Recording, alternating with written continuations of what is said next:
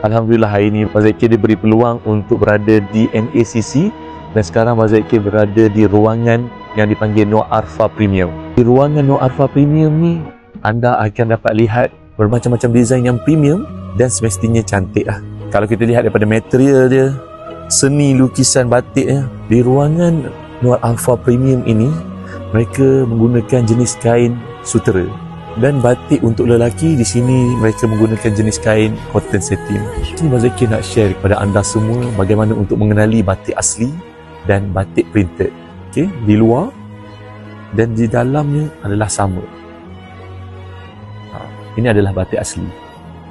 Kalau anda lihat bagaimana proses pembuatan batik asli ini daripada awal hingga menjadi sepasang kain, anda akan memahami kenapa harganya agak premium. Dan Abang Zaki nak tunjukkan kepada anda semua desain batik printed yang ada di NACC ni. Jom. Yang pastinya harga jauh lebih murah.